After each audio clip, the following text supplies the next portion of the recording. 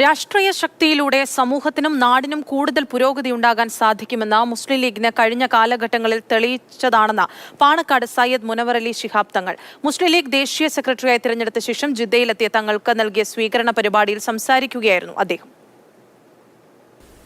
ഹ്രസ്വ സന്ദർശനത്തിനായി സൗദിയിലെത്തിയതായിരുന്നു മുനവർ അലി ശിഹാബ് തങ്ങൾ.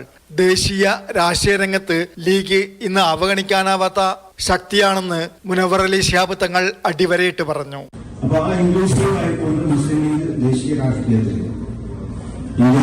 ഇന്ത്യയുടെ മുഖ്യ ഘടകമായിക്കൊണ്ട് പ്രവർത്തിക്കുമ്പോൾ അതിൽ മുസ്ലിം ലീഗിനെ ഈ ദേശീയ രാഷ്ട്രീയം ശ്രദ്ധിക്കുന്നുണ്ട് എന്ന നിലയിൽ നമ്മുടെ രാഷ്ട്രീയം വളർന്നിരിക്കുകയാണ്. ഇന്ത്യയുടെ വിവിധ ഭാഗങ്ങളിൽ യാത്ര ചെയ്തപ്പോൾ വിഷമിപ്പിക്കുന്ന കണ്ണു നിറഞ്ഞ ഒരുപാട് കാഴ്ചകൾ കാണുവാൻ സാധിച്ചിട്ടുണ്ട്. മുസ്ലിങ്ങൾ ഭൂരിപക്ഷമുള്ള സ്ഥലങ്ങളാണെങ്കിലും പലയിടത്തും രാഷ്ട്രീയമായി ശക്തരല്ലാത്തതിനാൽ പലരും ദുരിതപൂർണമായ ജീവിതമാണ് നയിക്കുന്നതെന്ന് രാഷ്ട്രീയ ശക്തി ആർജിച്ചെടുക്കേണ്ടതിന്റെ പ്രാധാന്യത്തെ ഉണർത്തിക്കൊണ്ട് തങ്ങൾ പറഞ്ഞു.